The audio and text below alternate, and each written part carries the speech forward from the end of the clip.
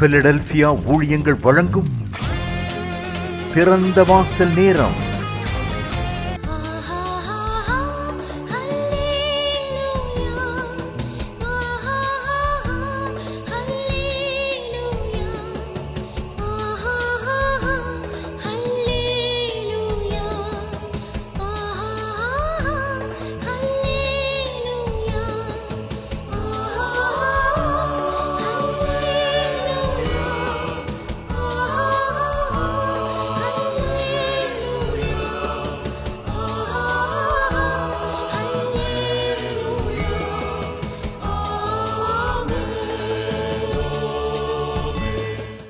ஆண்டவரும் இரட்சகருமாகிய இயேசு கிறிஸ்துவின் நாமத்தினாலே தேவ பிள்ளைகள் ஒவ்வொருத்தரையும் பிலதெல்பியா ஊழியங்களின் சார்பாக உங்களை நாங்கள் வாழ்த்துகிறோம். கர்த்தர் இன்றைக்கு உங்களோடு கூட பேசுகிற வார்த்தைகள் உங்கள் காரியம் ஜெயமாய் முடியும் என்று ஆண்டவர் சொல்லுகிறார்.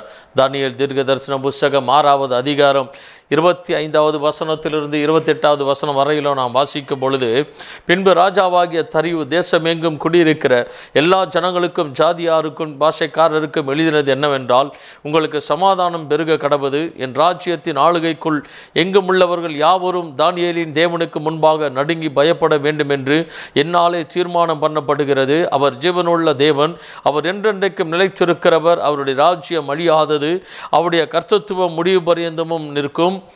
தானியேலை சிங்கங்களின் கைக்கு தப்புவித்த அவரே தப்புவிக்கிறவரும் ரட்சிக்கிறவரும் வானத்திலும் பூமியிலும் அடையாளங்களையும் அற்புதங்களையும் செய்கிறவருமா இருக்கிறார் என்று எழுதினான். தரிவின் ராஜ்யபார காலத்திலும் பெர்சியனாகிய கோரேசுடைய ராஜ்யபார காலத்திலும் தானியேலின் காரியம் ஜெயமா இருந்தது. தானியேலின் காரியம் ஜெயமா இருந்தது என்று வேதத்தை நாம் வாசிக்கிறோம். தேவனாகிய கர்த்தர் அவருடைய பிள்ளைகளுடைய வாழ்க்கையில் ஒவ்வொரு காரியத்தையும் ஜெயமாக முடித்து கொடுக்கிற தேவனாக இருக்கிறார்.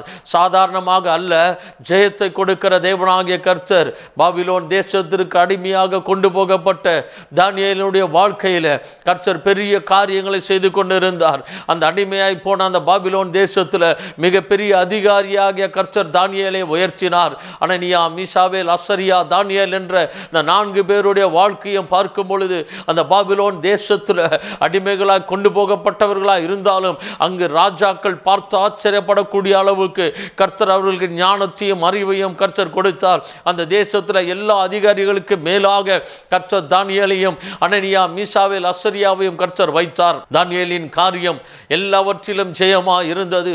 தானியேலை சிங்கங்களின் வாய்க்கு தப்புவித்த தேவனாகிய கர்த்தர் அவரே தேவன் என்று தரிவு ராஜா பாபிலோன் தேசத்திலிருந்து அவன் எழுதும் பொழுது 127 தேசங்களையும் அநேக தேசங்களையும் ஆண்ட எத்தனையோ ராஜாக்களுடைய வாழ்க்கையில் தேவனாகிய கர்த்தர் அவருடைய பிள்ளைகள் மூலமாக செய்த அற்புதங்களை வேதத்தில் நாம் பார்க்க முடியும். அப்படியாக தானியேல் தீர்க்கதரிசன புஸ்தகத்தில் நாம் வாசிக்கும் பொழுது தானியேலின் காரியம் ஜெயமா இருந்தது என்று நாம் வேதத்தில் வாசிக்க முடியும். தேவ பிள்ளையே, உன்னுடைய வாழ்க்கையில் தேவனாகிய கர்த்தர் உன்னுடைய காரியங்களை ஜெயமாக எப்பொழுதுமே முடித்து கொடுக்கிற தேவனாக இருக்கிறார். இந்த ஜெயமாய் கர்த்தர் முடிப்பதற்கு முன்பாக ஒரு சில பிரச்சனைகள், ஒரு சில கஷ்டங்கள், சோதனைகள் உங்களுடைய வாழ்க்கையில் வந்திருக்கலாம். அந்த சோதனைகள் ஏன் ஏற்பட்டது என்று தெரியாமல் இருக்கலாம். உங்கள் மீது பொறாமையினாலும் எரிச்சலினாலும் யார் எந்த பிரச்சனையும் கொண்டு வந்திருக்கலாம். அநேகர் நினைக்கலாம், ஆண்டவரே, நான் உமக்கு பயந்து நான் உண்மையாய் வாழ்ந்து கொண்டிருக்கிறேன், எனக்கு ஏன் ஆண்டவரே இந்த பிரச்சனை என்று நினைக்கலாம். அந்த பிரச்சனை யார் மூலமாக எப்படி வந்திருந்தாலும் சரி,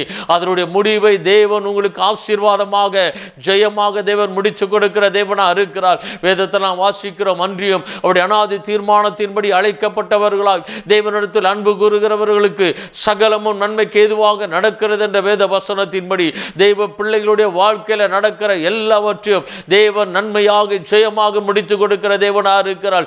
தானியேலுடைய வாழ்க்கையை பார்க்கும் பொழுது தானியேலுடைய உயர்வை பார்த்த அநேகர், அவனோடு கூட இருந்த அந்த அதிகாரிகள் தானியேலை எப்படியாவது மடங்கடிக்க வேண்டும் என்று நினைத்தார்கள். ஆனால் தானியேலை கண்டுபிடிப்பதற்கு குற்றம் ஒன்றும் தானியேல் செய்யாமல் தேவனுக்கு பயந்து வாழ்ந்தபடியினால இவர்கள் கடைசியில் எடுத்த முடிவு, தானியேலை எந்த காரியத்திலும் குற்றம் கண்டுபிடிக்க முடியவில்லை. இவன் தேவனை தேடுகிற எந்த காரியத்தில் தான் குற்றம் கண்டுபிடிக்க முடியும் என்று நினைத்தார்கள். எனவே ராஜாவினிடத்தில் போய் சொன்னார்கள், ராஜாவை உம்மை தவிர எந்த ஒரு மனிதனும் எந்த தேவனையும் வேண்டிக் கொள்ளக்கூடாது என்று சொல்லி ஒரு சட்டத்தை ஏற்றினார்கள். ராஜாவினுடைய முத்திரை மோதிரம் போடப்பட்ட எந்த சட்டத்தையும் மறுபடியும் ராஜாவினாலேயே மீற முடியாது. எனவே அப்படிப்பட்ட ஒரு தந்திரமான ஒரு காரியத்தை அவர்கள் செய்தார்கள். ஆனால் தானியேலோ எப்பொழுதும் போல 3 வேளையும் தேவனாகிய கர்த்தரை நோக்கி விண்ணப்பம் பண்ணி கொண்டிருந்தான். எனவே தானியேலை அவர்கள் கைது செய்து சிங்கத்தினுடைய கெபியில போடும்படியாக அவர்கள் கொண்டு வந்தார்கள். ராஜாவுக்கு மிக மனவேதனையாக இருந்தது. ஏனென்றால் தானியேல் ஒரு உண்மையான தேவ மனிதன், ஒரு உண்மையான மனுஷன், ஒரு ஆசீர்வதிக்கப்பட்டவன். பல பிரச்சனைகளில் ராஜாவிற்கு ஏற்பட்ட பல நெருக்கடியான சூழ்நிலையிலும் தானியேலுடைய ஆலோசனை கேட்டு ராஜாவுக்கு ஒரு பெரிய அற்புதங்கள் நடந்தது போல தானியேல் அப்படி ஒரு ஆசீர்வதிக்கப்பட்டவனாக இருந்தான்.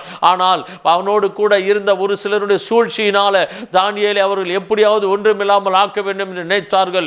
தானியேலை சிங்க கெபிக்கு கொண்டு போனார்கள். ஆனால் அந்த ராஜாவுக்கு தெரிந்தது, தானியேல் ஆராதிக்கிற தேவன் சாதாரணமான தேவன் அல்ல, அவர் சிங்க கெபிக்கு தானியேலை தப்புவிப்பார் என்று அந்த ராஜாவிற்கு அந்த விசுவாசம் இருந்தது. தானியேல் சிங்க கெபிக்கு கொண்டு போகப்பட்டார். ஆனால் எந்த சிங்கங்களும் தானியேலை ஒன்றும் பண்ண முடியவில்லை.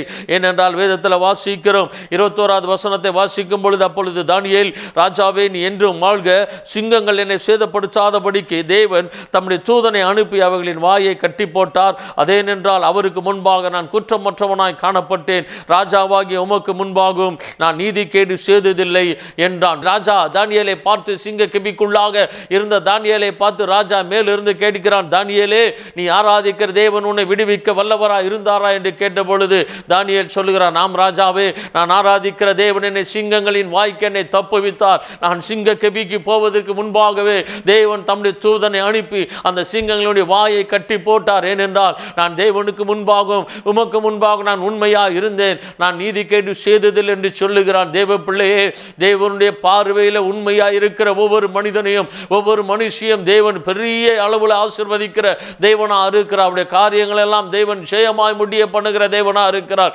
உங்களை சுற்றிலும் யார் பொறாமையினாலும் எரிச்சலினாலும் உங்களுக்கு விரோதமாக என்ன செய்ய நினைத்தாலும் அந்த காரியங்களை எல்லாம் தேவன் முறியடித்து உங்களுடைய சத்துருக்களுக்கு முன்பாக தேவன் உங்களுக்கு ஒரு பந்தியை ஆயத்தப்படுத்துவார். உங்களுடைய தலை எண்ணெயினால் அபிஷேகம் பண்ணுவார். உங்களுடைய காரியத்தை தேவன் ஜெயமாய் செய்து முடிப்பார். யோசேப்பினுடைய வாழ்க்கையை பார்க்கும் பொழுது கர்த்தர் யோசேப்போடு இருந்தார். அவன் காரிய சித்தி உள்ளவனானான் என்று வேதத்தில் வாசிக்கிறோம். கர்த்தர் யோசேப்போடு இருந்தார், அவன் காரிய சித்தி உள்ளவனானான். தேவன் யாரோடு கூட இருக்கிறாரோ அவன் ஜெயமாக இந்த வாழ்க்கையை வாழ்கிறவனாக இருக்கிறான். அவன் செய்கிறதெல்லாம் வாய்க்கும். அவன் எந்த காரியத்தை எடுத்தாலும் அந்த காரியத்தில் ஜெயத்தை தேவன் அவனுக்கு கட்டளை இடுகிறவராக இருக்கிறார். தாவீதை குறித்து வேதத்தில் வாசிக்கும் பொழுது, தாவீது போன இடத்திலெல்லாம் புத்திமானாய் நடந்து கொண்டான் என்று வேதத்தில் வாசிக்கிறோம். தாவீது போன இடத்திலெல்லாம் தேவனாகிய கர்த்தர் அவனை காப்பாற்றினார் என்று வேதத்தில் வாசிக்கிறோம். தாவீது போன இடத்திலெல்லாம் தாவீது புத்திமானாய் நடந்து கொண்டான். தாவீதோடு கர்த்தர் இருந்தார்.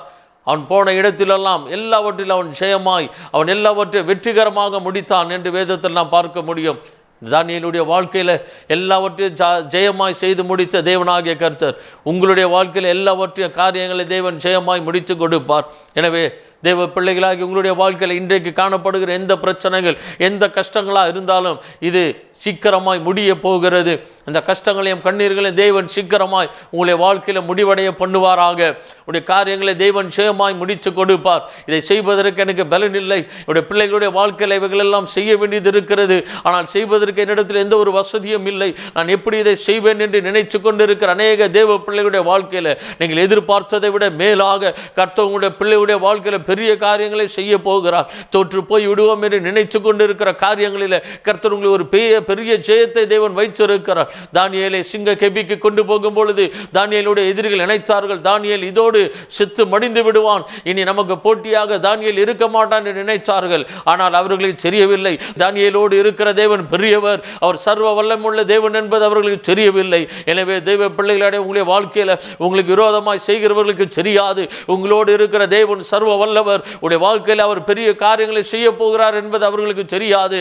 அதை ஜெயமாய் கர்த்தர் உங்களை நடத்தி கொடுக்கும் பொழுது அவர்கள் பார்த்து ஆச்சரிய ஆச்சரியப்படுவார்கள். உடைய சத்துருக்கள் வெட்கப்பட்டு போகும்படியாக கர்த்தர் உங்களுடைய வாழ்க்கையில கிரியை செய்கிறவர் இருக்கிறார். தானியேலின் காரியம் ஜெயமாய் முடிந்தது போல நீங்கள் கையில் எடுக்கிற, கரத்தில் எடுக்கிற ஒவ்வொரு காரியத்தையும் தேவன் ஜெயமாக முடிய பண்ணுவாராக, வெற்றியாக தேவன் முடிய பண்ணுவார். வேதத்தில் வாசிக்கிற எங்களை எப்பொழுது வெற்றி சிறக்க பண்ணி எல்லா இடங்களிலும் எங்களை கொண்டு உம்மை அறிகிற அறிவின் வாசனையை வெளிப்படுத்துகிற எங்கள் தேவனாகிய கர்த்தருக்கு ஸ்தோத்திரம் உண்டாவதாக என்று வேதத்தில் வாசிக்கிறோம். நமக்கு ஜெயம் கொடுக்கிற தேவனுக்கு ஸ்தோத்திரம் என்று வேதத்தில் வாசிக்கிறோம். உங்களுக்கு கர்த்தர் எல்லா காரியத்திலும் ஜெயத்தை கொடுப்பாராக. உடைய தனிப்பட்ட வாழ்க்கையில், உடைய வேலை ஸ்தலத்தில், உடைய குடும்பத்தில், உடைய வியாபாரத்தில், நீங்கள் இருக்கிற இடத்துல கர்த்தர் உங்களுடைய எல்லா காரியங்களையும் ஜெயமாக முடிய பண்ணுவார், வெற்றியாக முடிய பண்ணுவார். உங்களுடைய பிள்ளைகளுடைய வாழ்க்கையில் தேவன் பெரிய அற்புதங்களை செய்கிறவர் இருக்கிறார். ஊழியத்தின் பாதையில் தேவன் உங்களுக்கு அநேக ஜெயங்களை கொடுத்து ஊழியத்தில் ஒரு பெரிய மகிமையை தேவன் உங்களுக்கு உண்டு பண்ணுவாராக. நீங்கள் எதிர்பார்த்து கொண்டிருக்க நல்ல முடிவை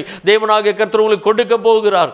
தானியேலின் காரியம் ஜெயமாய் இருந்தது என்ற வேத வசனத்தின்படி உங்களுடைய காரியங்களை தேவன் ஜெயமாய் முடிய பண்ணுவாராக. 1வது சங்கீதத்தில் நாம் வாசிக்கிறோம், கர்த்தருடைய வேதத்தில் இரவும் பகலும் தியானமாக இருக்கிற மனுஷன் பாக்கியவான், அவன் செய்வதெல்லாம் வாய்க்கும் என்று வேதத்தில் வாசிக்கிறோம். கர்த்தருடைய வசனத்தின்படி வாழ்ந்து கொண்டிருக்கிற தேவ பிள்ளையே, கர்த்தருடைய வசனத்தினுடைய வெளிச்சத்தில் நடந்து கொண்டிருக்கிற தேவ பிள்ளையே, நீ செய்வதெல்லாவற்றை தேவன் வாய்க்க பண்ணுவார். நீ நீர்ப்பாய்ச்சலான தோட்டத்தை போலும் வற்றாத நீரூற்றை போலும் என்றென்றைக்கு தேவன் இருக்கும்படியாக உனக்கு கிரியை செய்வார். அவருடைய காரியங்களை தேவன் ஜெயமாய் முடிய பண்ணுவார். நீ எதிர்பார்த்து கொண்டிருக்கிற எதிர்கால திட்டங்களை தேவன் ஜெயமாக முடிய பண்ணுவார். நீ சோர்ந்து போக வேண்டாம், நீ தலை குனிந்து போக வேண்டிய அவசியம் இல்லை, நீ வெட்கப்பட்டு போவதில்லை. கர்த்தருடைய தலையை நிமிர பண்ணுவார், கர்த்தர் உன்னை உயர்த்துவார் என்பதை நீ மறந்துவிடக் கூடாது. தானியேல் ஒருவேளை அந்த தேசத்திற்கு அடிமையாக போயிருக்கலாம். அனனியா, மீசாவேல், அசரியா, தானியேல் இவர்கள் அடிமைகளாக போனது உண்மைதான். ஆனால் கர்த்தர் அந்த தேசத்தில் எல்லாருக்கும் மேலாக அவர்களை உயர்த்தினார். அடிமையாய் கொண்டு போன தேசத்தில் அவர்களை ஆளுகை செய்கிறவர்களாக தேவன் மாற்றினார் என்பதை மறந்துவிடக் கூடாது. இன்றைக்கு அற்பமாய் நீ எண்ணப்பட்டு இருக்கிற இடத்துல சொந்த பந்தங்கள் மத்தியில் உன்னை தேவன் ஆச்சரியமாக மாற பண்ணுவார். உன்னுடைய வாழ்க்கையை தேவன் ஆசீர்வாதமாக தேவன் மாற்றுவார். உன்னை யாரெல்லாம் பார்த்து உன்னை ஏளனமாய் நினைத்தார்களோ அவர்களெல்லாம் உன்னை பார்த்து ஆச்சரியப்படக்கூடிய அளவுக்கு கர்த்தருடைய வாழ்க்கையில் பெரிய காரியங்களை செய்வதற்குரிய திட்டங்களை தேவன் வைத்திருக்கிறார் என்பதை மறந்துவிட வேண்டாம். உன்னுடைய குடும்பத்தில் நீங்கள் செய்ய வேண்டும் என்று எதிர்பார்த்து கொண்டிருக்கிற காரியங்கள், நினைத்து கொண்டிருக்கிற காரியங்களை கர்த்தர் அறிந்திருக்கிறார். நீங்கள் ஜெபித்துக் கொண்டிருக்கிற ஜெபங்களை கர்த்தர் கேட்டுக்கொண்டிருக்கிறார். நிச்சயமாகவே முடிவு உண்டு, உன் நம்பிக்கை வீண் போகாது என்று ஆண்டவர் சொல்லியிருக்கிறார். உன்னுடைய வாழ்க்கையில் உன்னுடைய வேதனைகளுக்கு, கண்ணீர்களுக்கெல்லாம் தேவன் ஒரு முடிவை வைத்திருக்கிறார். அடிமையாய் போகப்பட்ட இடத்தில் ஆளுகை செய்கிறவர்களாக தேவனோட பிள்ளைகளை மாற்றினது போல எந்த இடத்துல நீங்கள் சாதாரணமாக இருக்கிறீர்களோ அந்த இடத்துல தேவன் உங்களை ஆச்சரியமாக தேவன் மாற பண்ண போகிறார். தானியேலின் காரியம் ஜெயமா இருந்தது போல உங்களுடைய ஒவ்வொரு காரியங்களையும் ஜெயமாக மாற்றி உங்களை ஆசீர்வதிக்கிற தேவனா இருக்கிறார். என் ஜனங்கள் ஒருபோதும் வெட்கப்பட்டு போவதில்லை என்று ஆண்டவர் சொல்லியிருக்கிறார். என் ஜனங்கள் ஒருபோதும் வெட்கப்பட்டு போவதில்லை.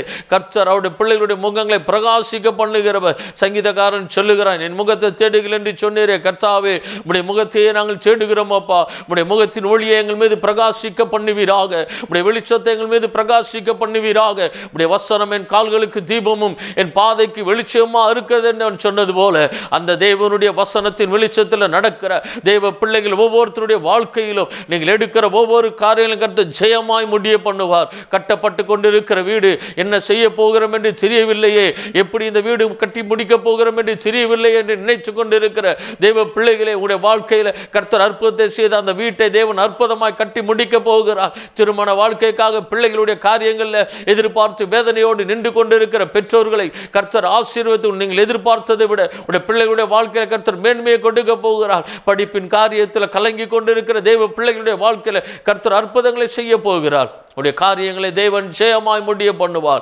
தேவ பிள்ளையுடைய காரியங்கள் எல்லாவற்றையும் தேவன் ஜெயமாய் முடிய பண்ணுகிற தேவனாக இருக்கிறார். தானியேலின் காரியத்தை ஜெயமாய் முடிய பண்ணின தேவனாகிய கர்த்தர் உங்களுடைய காரியங்களை தேவன் ஜெயமாய் முடிய பண்ணுவாராக. நீங்கள் வெட்கப்பட்டு போவதில்லை. ஆண்டவர் சொல்லுகிறார், யாக்கோபு இனி வெட்கப்படுவதில்லை, அவனுடைய முகம் இனி செத்து போவதில்லை என்று சொல்லியிருக்கிறார். நீங்கள் வெட்கப்பட்டு போவதில்லை. தோல்வி அடைய போகிறோம் என்று நினைத்து கொண்டிருக்கிற காரியத்திலும் தேவன் ஒரு பெரிய வெற்றியையும் ஜெயத்தையும் கொடுத்து அநேகர் பார்த்து ஆச்சரியப்படக்கூடிய அளவுக்கு உங்களை தேவன் ஜெயமாய் நடக்க பண்ணுவார்.